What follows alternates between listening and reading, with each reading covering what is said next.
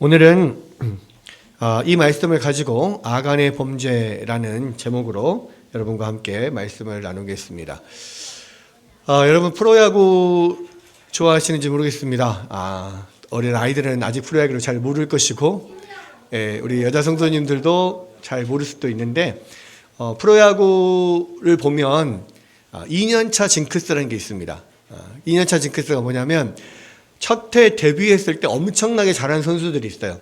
막 신인상도 타고 또 뭐 MVP도 타고 처음 데뷔했을 때 엄청 1년 동안 잘했던 선수들이 2년 차가 되면 성적이 아주 부진해지는 현상, 그런 현상들이 굉장히 많아요. 그래서 이제 그것을 2년 차 징크스다 그렇게 이야기를 하는데 여기에는 여러 가지 원인이 있습니다. 이 첫 번째 첫 번째 원인은 1년 차에는 그 선수에 대한 데이터가 별로 없어요.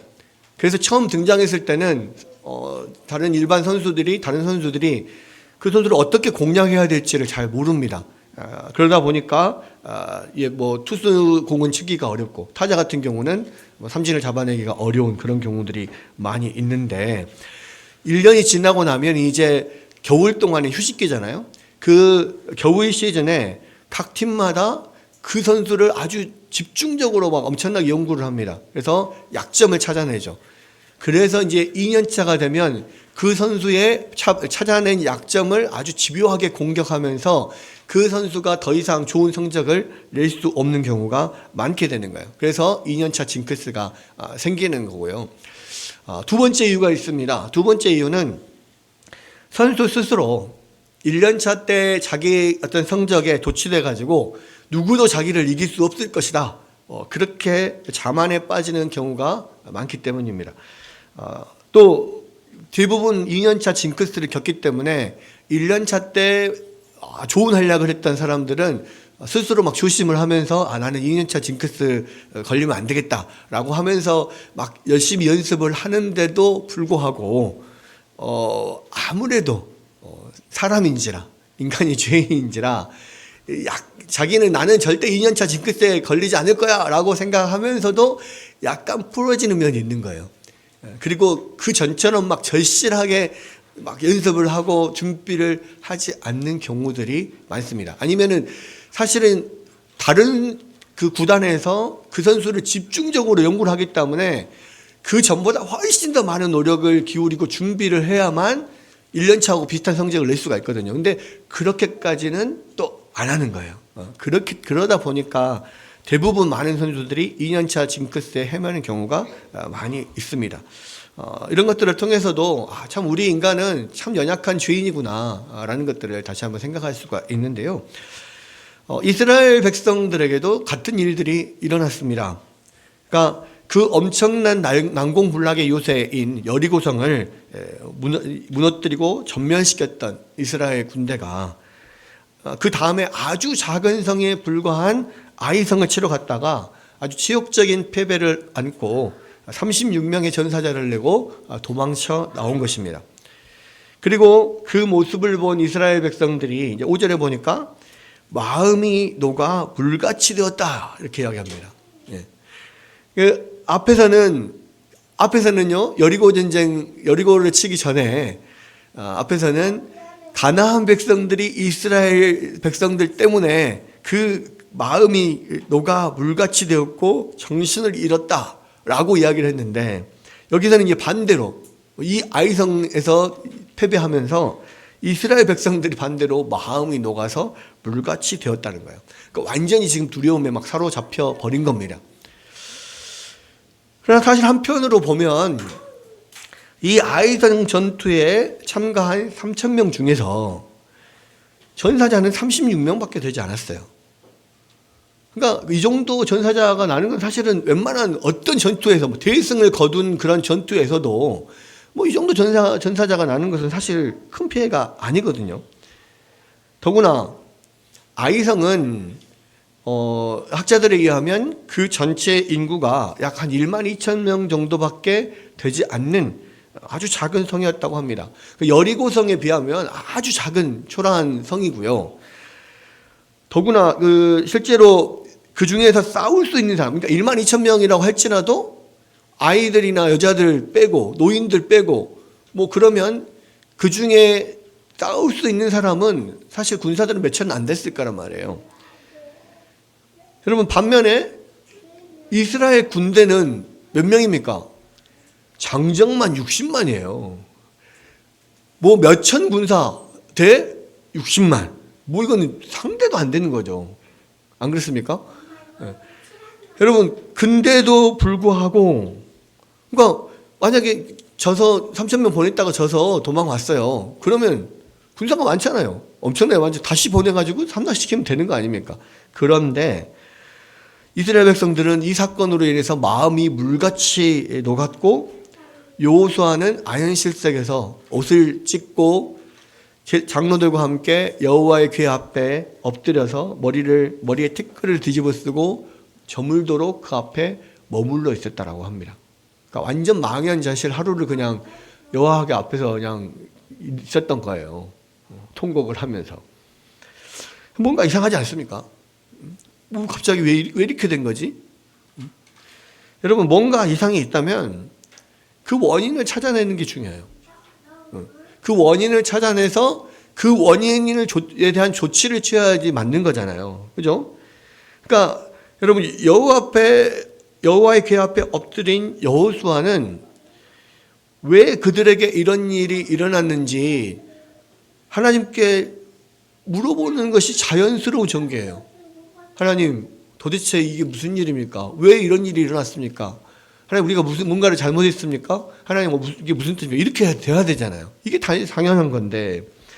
근데 여호수아가 하나님께 기도하는 걸 보니까 여호수아도 정신을 못 차리고 있는 것 같아요. 자, 7절에서 9절 봅시다. 7절에서 9절. 한번 읽어볼까요? 자, 시작. 7절에서 9절. 잠깐만요. 네, 맞습니다. 한번 읽어보시죠. 시작. 이르되 슬프도소이다. 주 여호와여, 어찌하여 이 백성을 인도하여 요단을 건너게 하시고 우리를 아모리 사람의 손에 넘겨 멸망시키려 하셨나이까. 우리가 요단 저쪽을 만족하게 여겨 거주하였더라면 좋을 뻔하였나이다. 주여, 이스라엘이 그의 원수들 앞에서 돌아섰으니 내가 무슨 말을 하오리까. 가나안 사람과 이 땅의 모든 사람들이 듣고 우리를 둘러싸고 우리 이름을 세상에서 끊으리니 그의 크신 이름을 위하여 어떻게 하시려 하나이까 하니. 어때요? 하나님, 도대체 이게 무슨 일입니까? 우리가 무슨 잘못을 합니까? 원인이 뭡니까? 이렇게 묻지 않고 뭐라고 합니까? 오히려 하나님을 원망해요. 어찌하여 이 백성을 인도해서 요단강을 건너게 하셔서 아모리 사람들로 하여금 멸망을 당하게 하시냐고 탄원해요. 여러분 어디서 많이 들어본 것 같지 않습니까? 그렇죠. 모세에게서 들었고 똑같은 대사를요. 40년 전에 가데스 바네아에서 가나안 땅을 정탐하고 돌아온 12명 중에서 10명의 정탐꾼들이 이 10명의 정탐꾼들과 이스라엘 백성들이 했던 대사와 똑같아요. 여러분 그때 그 12명의 정탐꾼 중에서 2명인 여호수아와 갈렙이 거기에 대해서 뭐라고 이야기합니까? 그 사람들이 여기 하나님이 우리를 여기까지 인도해서 우리를 죽이려 하시구나 막 그렇게 했을 때 여호수아와 갈렙이 뭐라고 합니까? 저들이 그렇게 강성해 보이지만 하나님이 우리에게 주신 우리의 밥이다. 저들은 우리의 밥이다. 우리가 하나님 말씀대로 가면 능히 이길 수 있다. 이렇게 이야기했던 게 여호수아와 갈렙이에요. 그런데 그 여호수아가 그 믿음 없는 10명의 정탐꾼들과 똑같은 말을 지금 하고 있는 거예요. 하나님 앞에서. 여러분, 물론 이 전쟁의 최고의 사령관, 총사령관인 여호수아의 걱정과 불안도 뭐 이해할 만은 합니다. 왜냐하면 이스라엘은 지금 요단강을 완전히 건너와가지고 지금 배수진을 치고 있는 상태예요. 그죠? 그리고 여리고성을 함락시킬 때 만약에 여리고성을 성체를 그냥 그대로 두고 함락을 시켰다면 그 여리고성 안에 들어가서 짐치고 그 여리고성 성벽을 중심으로 해서 이스라엘 백성들이 그곳에 근거지를 두고 보호를 받고 싸울 수가 있어요. 그러니까 어느 정도 안전을 보장할 수 있겠죠. 근데 여러분 여리고성을 점령하면서 어떻게 됐습니까? 여리고성이 돌 위에 돌이 하나도 남지 않을 만큼 우하르르 다 무너져 버렸어요. 그리고 그 안에 있는 걸 다 불태웠잖아요. 이건 무슨 청야전술도 아니고 자기들이 있어야 될 근거지 자기들이 싹 다 불태워왔단 말이에요. 그러니까 지금 이스라엘 백성들 입장에서는요, 요단강을 배후에 두고 배수진을 치고 보호받을 수 있는 것은 아무것도 전무한 상태에서 아이성 전투에 병력을 보냈다가 지금 패배한 거예요. 여러분, 문제는 그렇게 이 조그만 아이성을 공격했다 패배했다라는 소식이 적들에게 알려지면 사기가 오른 적들이 쟤네들 별거 아니네. 아니 아이성한테도 지는데 야 우리가 다 해볼 수 있겠다 해서 다 몰려와가지고 포위하고 그들을 공격하면 완전히 괴멸에 이를 수밖에 없단 말이에요. 그게 총사령관으로서 전술로서 생각을 할 때 이거는 굉장하게 위험한 그런 상태인 겁니다. 게다가 이것보다 더 심각한 건 뭐냐면 이 아이성의 패배가 적군에게나 아군에게나 그동안에 이스라엘과 함께했던 하나님이 저들을 떠났구나 또는 우리를 떠났구나 라고 하는 그 증거가 될 수 있단 말이에요.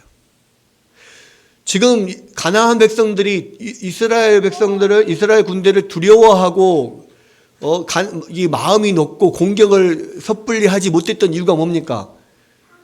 저들을 보호하는 여호와 하나님, 참신 여호와 하나님이 저들을 보호하고 있기 때문에 공격을 못한 거잖아요. 근데 이 아이성 전투의 결과로 인하여서 야, 저 조그만 성에게도 졌다면 그거는 여호와의 보호가 이제 거두어져 버린 거 아니냐.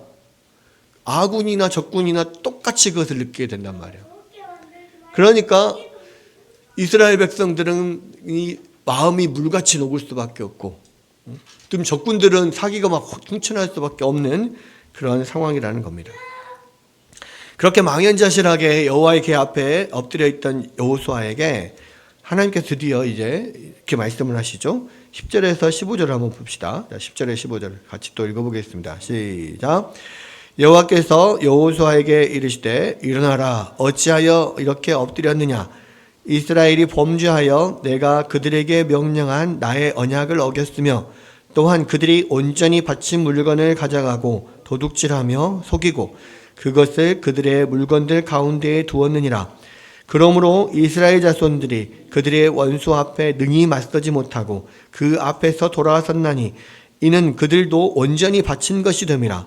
그 온전히 바친 물건을 너희 중에서 멸하지 아니하면 내가 다시는 너희와 함께 있지 아니하리라. 너는 일어나서 백성을 거룩하게 하여 이르기를 너희는 내일을 위하여 스스로 거룩하게 하라.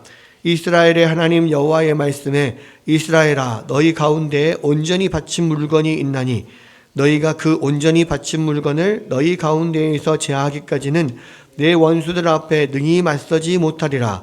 너희는 아침에 너희의 지파대로 가까이 나아오라.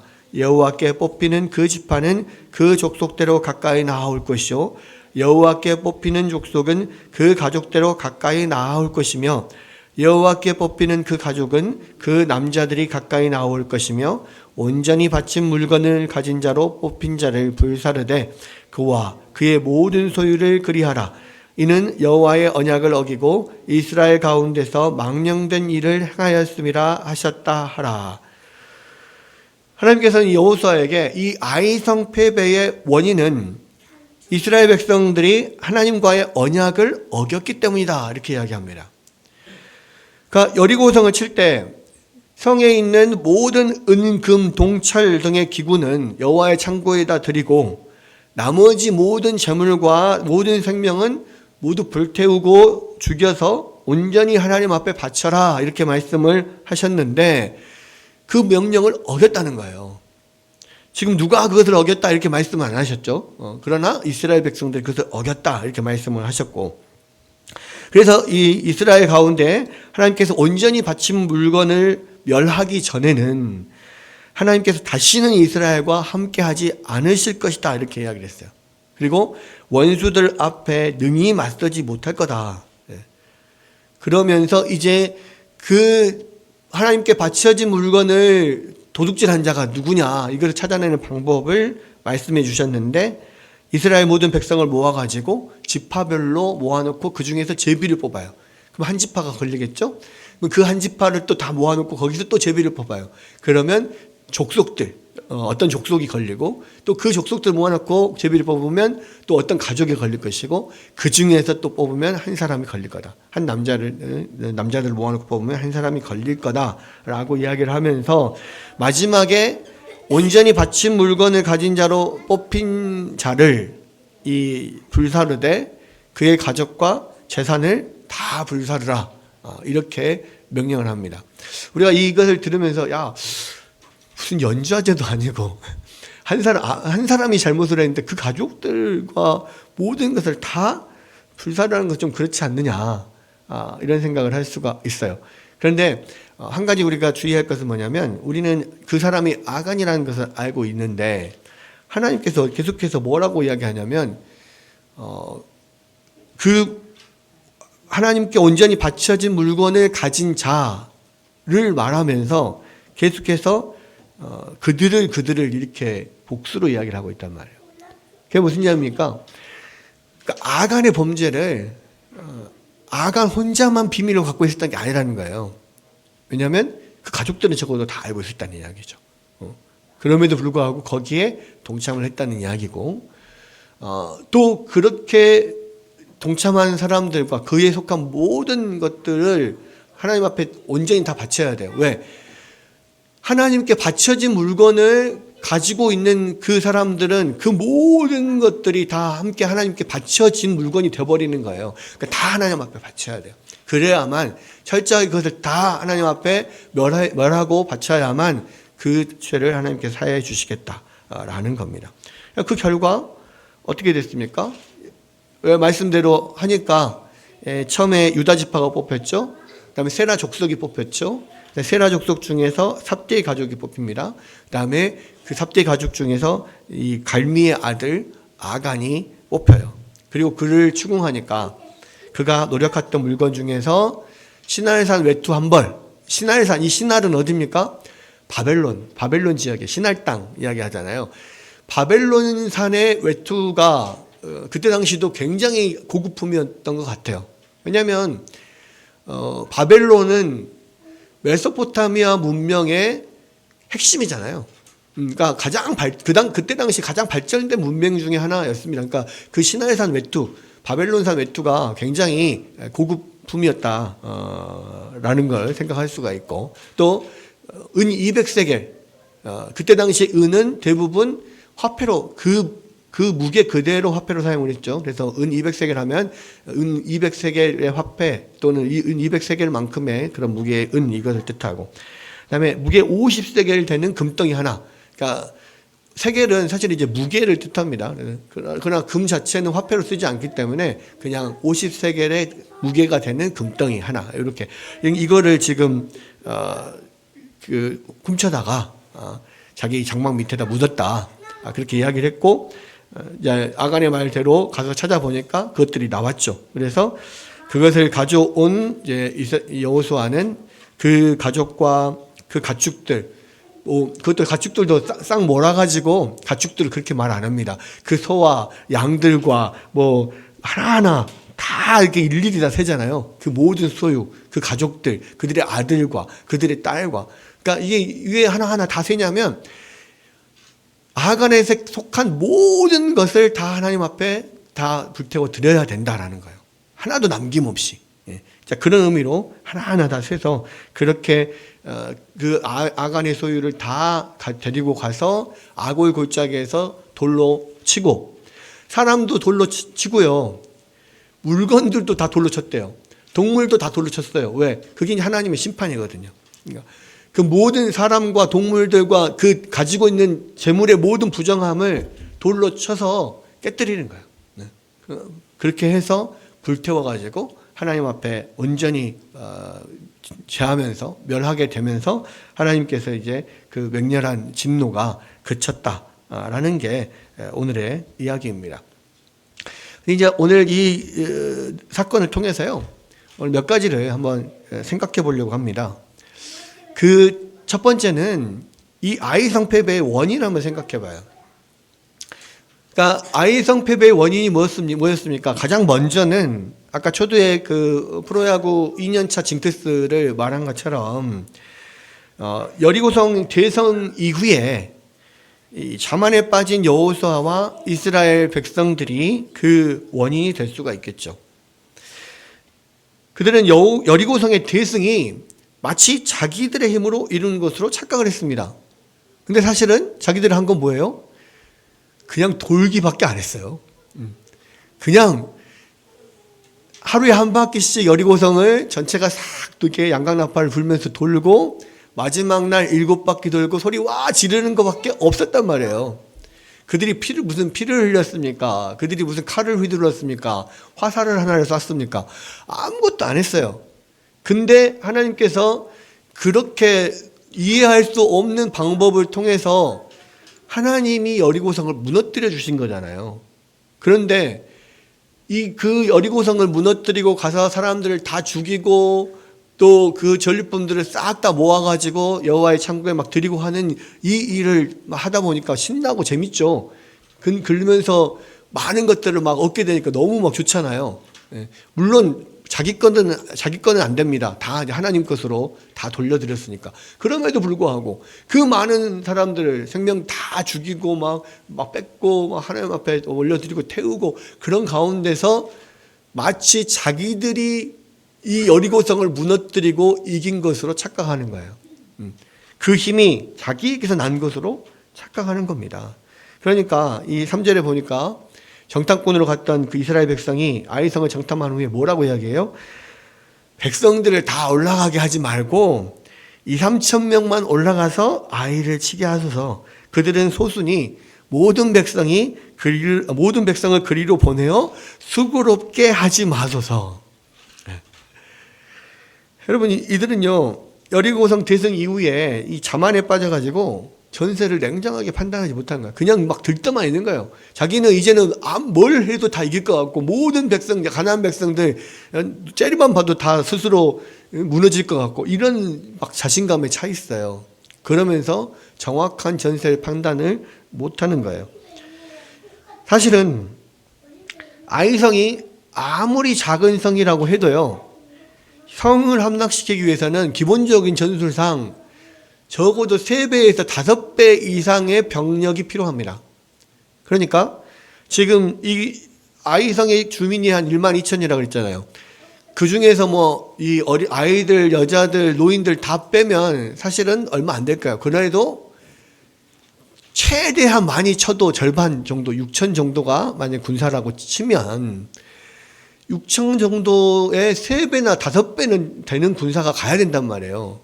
그러면 얼마입니까? 18,000이나 3만 정도의 군사가 가서 이게 싸워야 이길 수 있는 성이라. 이거는 그냥 산술적으로 그냥 계산을 해봐도 그렇단 말이에요. 그런데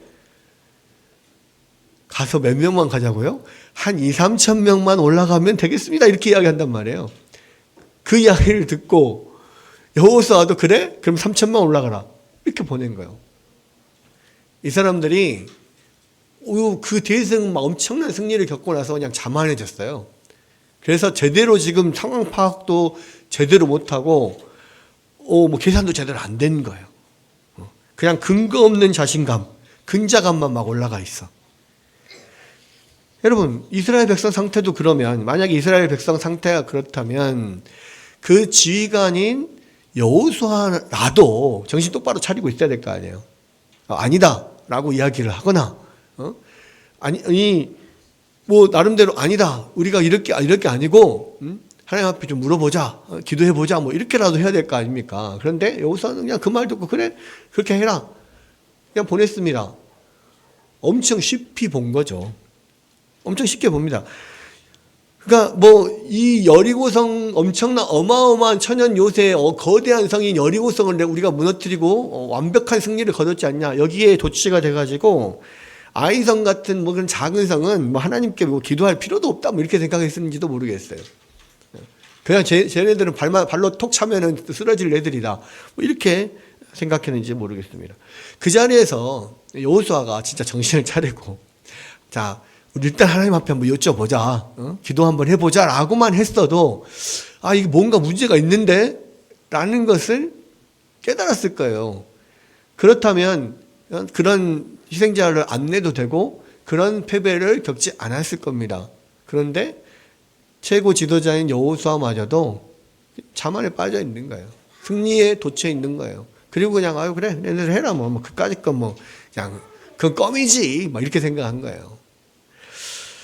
여러분, 이것도 분명히 여호수아의 자만이었고 잘못이었습니다. 그리고 또 하나 여호수아의 잘못은요, 하나님께서 이 전쟁을 시작하면서 모든 이스라엘 지파가 다 하나 되어서 함께 이 전쟁에 참여하라고 했다는 사실을 잊었다는 거예요. 여러분, 이 전쟁을 시작하기 전에 이미 요단강 동편에서 이미 자기의 땅을 분배받은 세 지파가 있었습니다. 어떤 지파예요? 세 지파가 루벤 지파, 갓 지파, 그리고 반지파, 므낫세 반지파. 루벤, 갓, 므낫세 반지파 이 세 지파는 그러니까 므낫세 지파 중에서 절반이 말합니다. 이미 요단강 건너가기 전에 동쪽에 요단강 동쪽에 자기 땅을 얻었단 말이에요. 그러니까 그 사람들은 사실은 정복전쟁에 요단강을 건너서 참여할 필요가 없었어요.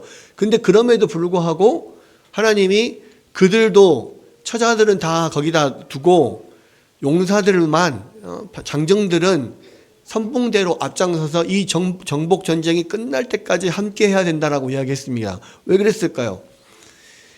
이 하나님의 정복전쟁은 모든 이스라엘 지파들이 다 한 마음 한 뜻이 돼서 함께 참여를 해야 되는 거예요. 왜? 이것은 하나님의 전쟁이니까 하나님의 백성들이 함께 마음을 모아서 일을 해야 되는 거예요. 그런데 그것을 알면서도 여호수아는 그냥 1분만 3,000명만 올려서 가서 싸우고 와라 이렇게 했단 말이에요. 그러니까 이것 자체도 여호수아가 지금 일명 총명이 우둔해져 있는 겁니다. 어두워져 있는 거예요. 여호수아가. 이건 분명한 여호수아의 실수입니다. 그런데 분명히 이런 이유들도 있었을 건데, 그런데 성경은 이런 이유는 부차적인 이유라고 이야기해요.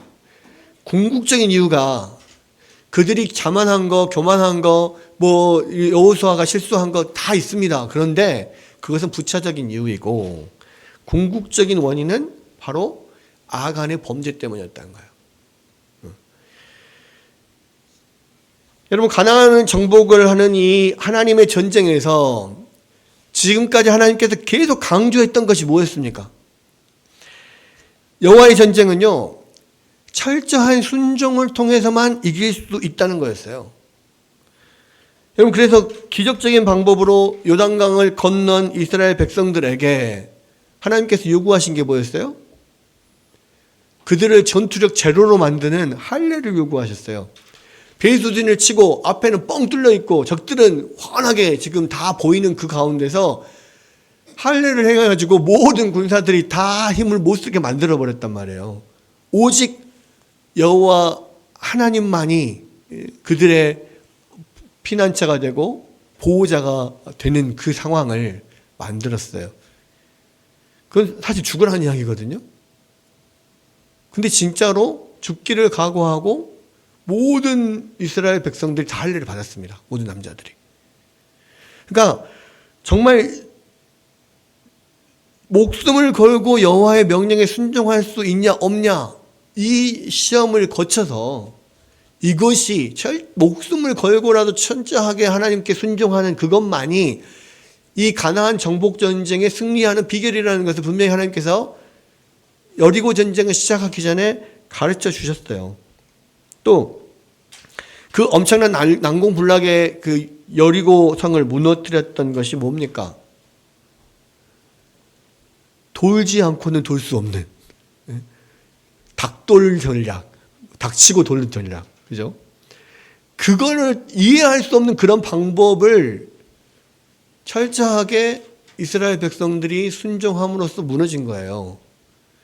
말도 안 되는 건데 지금 이 여리고성 위에서는 성벽 위에서는 여리고성 방어하는 군사들이 다 활을 겨누고 있을 건데, 창을 겨누고 칼을 겨누고 활을 겨누고 있을 건데, 거기를 아무런 방비 없이, 물론 선봉대가 앞에서 칼을 들고 간다고 할지라도 위에서 다 화살 쏘면 다 죽는 거 아닙니까?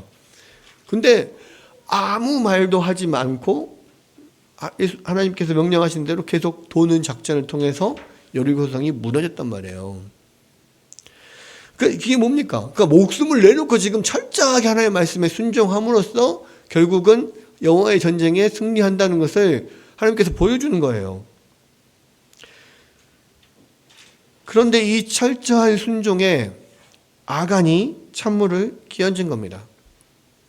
여러분, 사실은요, 여리고 전투의 마지막은, 여리고 전투의 시작은 여리고성을 도는 거였지만, 여리고성의 전투의 마지막은 뭐예요? 거기에 있는 모든 재물과 생명들을 다 하나님 앞에 불태워서 올려드린 거예요. 여기까지 해야 순종이 완성이 되는 겁니다. 그런데 이 철저한 순종을 통해서만 승리할 수 있다라고 하는 이 하나님 나라의 원리에 아간이 찬물을 끼얹었어요. 마지막 다 순종했어요. 돌라면 돌았고, 소리를 지르라면 질렀고, 가서 다 죽이라면 죽였어요. 다 불태우라면 불태웠어요. 적어도 60만 이스라엘 군사들이 다 100% 순종했어요. 근데 딱 60분의 1 한 사람 아간이 이 완전한 순종에 5점을 찍은 겁니다. 그 결과가 어떻게 됐어요? 그 순종이 아니게 된 거예요. 하나님 앞에 그 철저하게 그 60만, 이거는 사실은 어떻게 기적 아닙니까? 어떻게 60만 대군이 한 사람도 빠짐없이 그렇게 철저하게 하나님 앞에 하나님의 명령을 다 이행할 수 있죠. 사실 말도 안 되잖아요. 60만이 아니라 60명만 돼도 말 안 되는 사람 꼭 한두 명 나오거든. 여러분 학교에서 반 친구들 해봐야 한 20명 되는데도 뭐 해라, 내일까지 뭐 해와라, 안 해온 사람 꼭 한두 명씩 있잖아. 말 안 듣거든요. 몇십 명만 돼도 말 안 들어. 근데 60만이 다 철저하게 순종했단 말이에요. 이거 엄청난 일이거든요. 아간 한 사람 딱 순종을 안 했어요. 근데 그게 하나님 앞에 불순종이 돼버렸어요.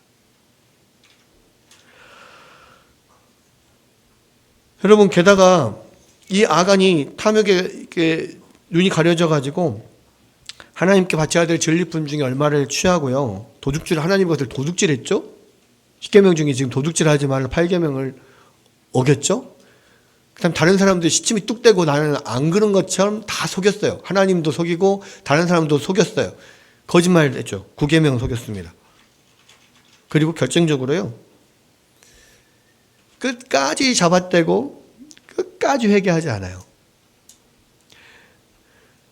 여러분, 하나님이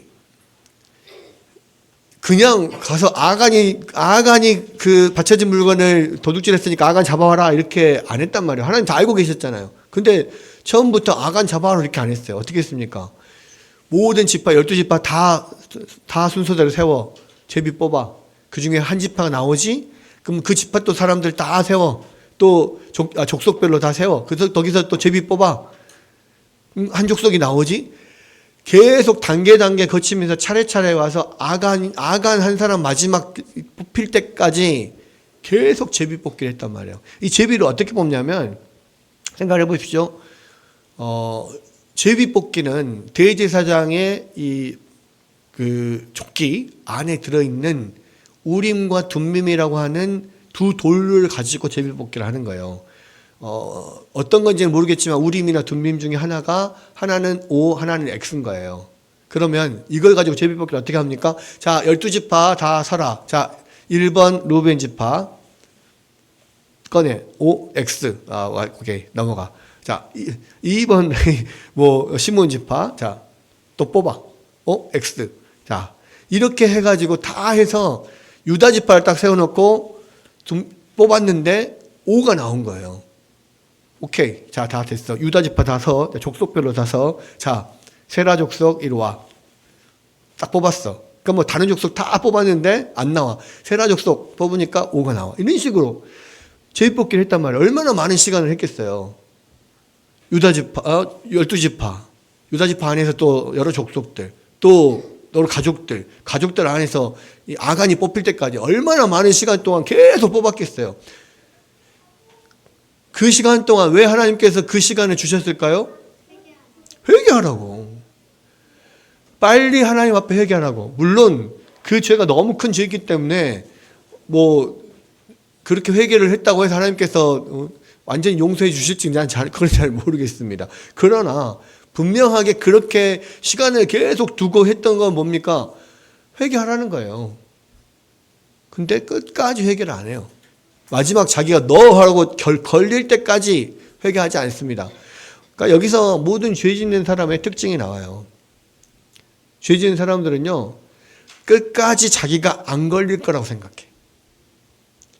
끝까지 발뺌해요. 완전히 다 백일하에 드러날 때까지 끝까지.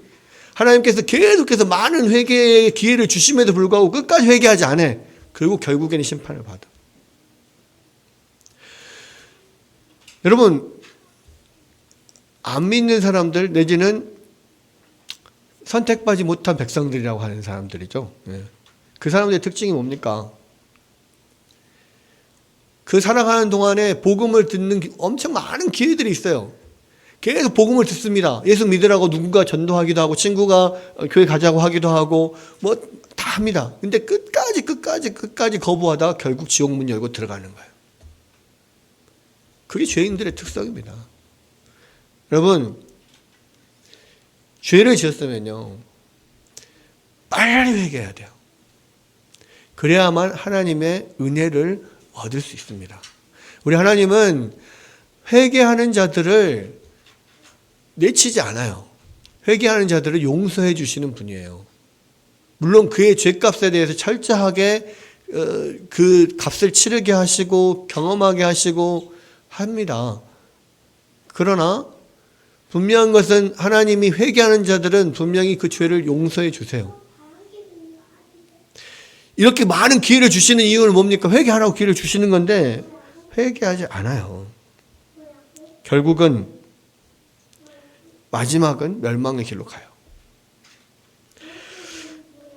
여러분, 이 아간의 범죄함으로 말미암아서 이 여리고 전투는 하나님께 영광이 되지 못했어요.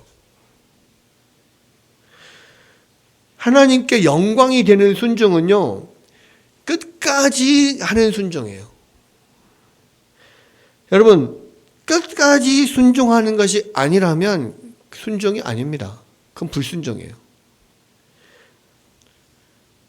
여러분, 더욱이 우리가 유념할 것은요, 이스라엘 군대 60만 명 중에서 단 아간 한 사람만 끝까지 순종하지 않았는데도 불구하고 이스라엘 전체의 순종이 하나님께 받아들여지지 않았다는 겁니다. 여러분, 하나님은요, 60만 분의 1만큼의 불순종도 용납하지 않으시는 분이에요. 하나님은 60만 분의 1만큼의 죄에도 맹렬한 진노를 나타내시는 분이라는 것을 지금 이 아간 사건을 통해서 알려주시고 있어요. 여러분, 사실은요, 우리가 그 앞에서 이 아이성의 패배의 원인을 이스라엘 백성과 여호수아의 자만을 들었잖아요. 근데 그 여호수아와 이스라엘 백성들의 자만과 그 무지함, 목매함, 우둔해진 청명이 우둔해진 이 일들이 왜 일어났냐면 이 아간의 범죄 때문에 일어난 거예요. 여러분, 사실은요, 이스라엘 백성의 실력이 이것밖에 안 됐어요. 원래 실력이. 그러니까 60만 대군을 가지고도 주민이 12,000명밖에 안 되는 아이성조차도 함락시킬 수 없는 실력이라고요. 원래 실력이. 근데 하나님이 함께 하시니까 그 엄청나게 견고한 여리고성까지 무너뜨리는 그러한 결과를 가지고 오는 거예요. 하나님의 은혜의 손길이 그들과 함께 했기 때문에 그런 엄청난 결과가 있었던 겁니다. 그런데 그 은혜의 손길이 거두어지자마자, 이 아간의 범죄로 인해서 그 은혜의 손길이 거두어지자마자 그들은 자만에 빠지고 여호수아는 우매에 빠지고 결국은 그 아이성조차도 이기지 못한 채 마음이 녹아가지고 완전히 좌절에 빠지고 완전 패배로 좀 흘러가는 거예요. 여러분의 실력을 과신하지 마세요. 여러분, 이스라엘 백성들이 원래 그게 실력이라니까요. 그 아이성에게도 쫓겨가는 게 원래 그들의 실력이에요. 그런데 하나님이 함께 하시니까 요단강도 막 마른 땅처럼 건너고 난공불락의 여리고성도 막 무너뜨리고 막 그런 거예요. 은혜가 거두어지니까 자기 본 실력이 드러나는 거예요. 여러분이 지금 승승장구하는 것이 여러분의 실력인 것 같습니까? 학생들, 여러분의 성적이 지금 다 여러분의 실력 같아요? 아닙니다. 여러분의 화목이, 여러분의 건강이, 여러분이 잘하는 모든 것이 다 여러분의 실력 같아요. 천만의 말씀이에요. 여러분의 실력 가지고는 아무것도 못해요. 하나님의 은혜의 손길이 여러분과 함께 하기 때문에 지금 그만큼의 결과를 내고 있는 거예요. 뭐 어떤 사람은 그러겠죠. 하나님의 은혜의 손길이 함께 하는데 왜 나는 아직 이 정도입니까? 왜 나는 이렇죠? 라고 생각하는 사람들도 있을 겁니다. 그러나 아니에요. 하나님의 은혜의 손길은요, 하나님을 믿고 의지하는 자들에게 하나님의 은혜의 손길이 함께 해요. 그것이 언제 꽃필지는 몰라요. 그런데 분명한 것은요, 지금도 하나님의 은혜의 손길이 함께 하지 않으면요, 그것보다 훨씬 더 바닥이라고요. 우리의 본질은요. 여러분이 착한 것 같습니까? 여러분이 성격 좋은 것 같습니까? 여러분이 뭐 얼마나 괜찮은 사람 같습니까? 천만의 말씀입니다. 하나님의 은혜의 손길이 여러분 덮고 있어서 그나마 그만한 사람인 거예요. 안 그러면 여러분 인간 말종 바닥이에요. 바닥을 드러내는 그런 정도란 말이에요. 여러분 절대로 여러분을 과신하지 마세요. 그것은 이 여호수아와 이스라엘 백성들이 아이성에서 패배한 것 같은 패배를 가져오게 됩니다. 왜? 하나님의 은혜의 손길이 거두어지면요, 우리는 나락으로 떨어질 수밖에 없어요. 여러분, 지금 살고 있는 모든 것이 다 주님의 은혜임을 믿으시기를 바랍니다. 그리고 이 60만 분의 1의 불순종이나 60만 분의 1의 죄악마저도 여러분을 멸망에 이르게 합니다. 그런데 그럼에도 불구하고 여러분이 지금 아직도 하나님의 자녀로 인정받고 하나님의 은혜를 누리고 있는 이유가 무엇입니까? 바로 예수 그리스도 때문이에요. 예수님께서 우리의 모든 죄를 죄값을 십자가에서 치르시고 자신의 죽음으로 치르시고 또 예수님이 이 세상에 사시면서 하나님 앞에 철저하게 순종한 모든 것이 사실은 여러분을 대신해서 하신 거예요. 여러분을 대신해서 십자가에서 죽으시고 여러분을 대신해서 죽기까지 하나님 앞에 철저하게 순종해서 이뤄낸 그 완전한 순종을 예수 그리스도를 믿는 모든 사람에게 예수님께서 전가시켜 준단 말이에요.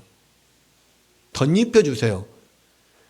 그래서 하나님은 더 이상 우리의 불순종을 보지 않고 우리의 죄악을 보지 않고 그런 60만 분의 1, 100만 분의 1 죄도 없는 온전한 예수님의 100% 순종을 우리 것으로 받아주시는 거예요. 그래서 우리가 여전히 하나님의 자녀로 하나님의 은혜를 받고 있는 거예요. 그래서 우리가 지금 하나님의 자녀로 살아가고 하나님의 은혜를 받는 그 모든 것은 예수님 때문이에요. 예수님이 아니면은요, 예수님이 하신 그런 100%의 순결한 순종이 아니면 우리는 날마다 하나님 앞에 범죄하고 날마다 불순종하잖아요. 60만 분의 1이 뭡니까? 60만 건을 불순종합니다. 오늘도 아침에 일어나가지고 우리 어린 아이들 엄마 아빠가 깨우는데 막 짜증내고 막 성질내고 거기서부터 시작하잖아요. 안 그렇습니까? 하루를 살면서 얼마나 많은 불평불만이 있고 얼마나 많은 죄를 하고 얼마나 많은 상사의 욕을 하고 얼마나 많은 그런 속에 탐심을 갖고 얼마나 많은 죄를 져요. 하나님께서 하라는 것들은 하나도 안 해. 그러면서 하나님 앞에 불평불만해. 이스라엘 백성은 똑같잖아요. 얼마나 또 자만에 빠져 있어요. 근데요, 그거 하나만 해도 우리는 지옥불에 떨어지기에 마땅하다고요. 근데 예수님이 그 모든 것을 우리를 대신해서 우리의 그런 죄값을 치르시고 또 우리를 대신해서 철저한 순종을 이루어 주셔서 우리를 대신해서 그렇게 해주셔서 우리가 살 수 있는 거예요. 우리가 하나님의 자녀로서 지금 은혜를 받고 살고 있는 거예요. 예수님, 그래서 우리가 해야 되는 일을 할 수 있는 오로지 단 한 가지 일이 있다면요. 그 예수님을 바라보고 감사하고 예수님을 닮아가고 그렇게 하는 것밖에 없어요. 어떻게 그 은혜를 갚을 수가 없어요.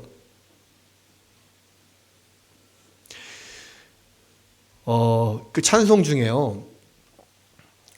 웬 말인가 날 위하여 주 돌아가셨나 이 벌레 같은 날 위해 주 해 받으셨나 이 찬양 있잖아요. 몇 절 가사 내려가면 그 가사가 나와요.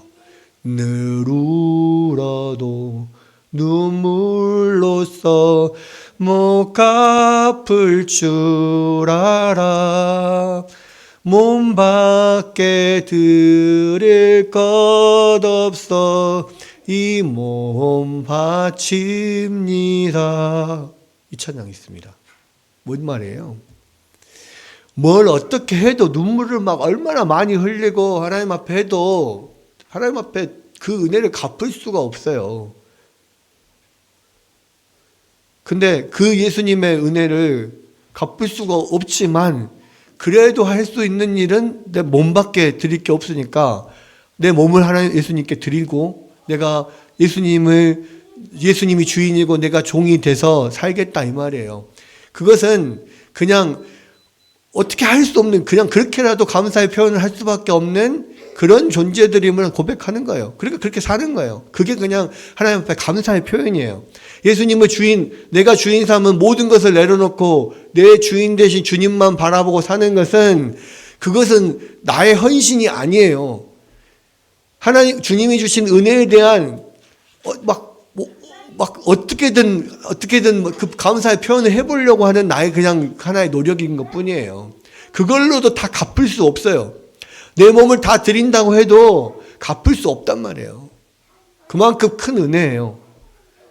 우리는 다 아간처럼 아군 골짜기에서 돌로 쳐 죽이고 다 불로 태워야 될 마땅한 사람이라고요. 오늘도 그렇고 내일도 그렇고 여전히 하나님의 자녀로 살면서도 계속해서 그렇게 불순종의 죄를 짓고 그렇게 살잖아요. 여러분 60만 분의 1 한 사람만도 그것만도 하나님이 맹렬한 진노를 보이신 분이에요. 근데 하나님의 자녀로서 이 땅을 살아간다 하면서도 날마다 불순종하고 날마다 죄를 져요. 그거는 하나님의 맹렬한 진노를 불러일으키지 않겠어요? 우리는 그 맹렬한 진노에 다 지옥불에 떨어져야 마땅하지 않겠어요? 그런데 예수님이 우리를 대신하셔서 그 불완전한 순종을 완전하게 만들어 주시단 말이에요. 여러분, 우리가 이 말씀을 생각하고요. 우리 주님의 은혜가 얼마나 큰지를 여러분 기억했으면 좋겠습니다.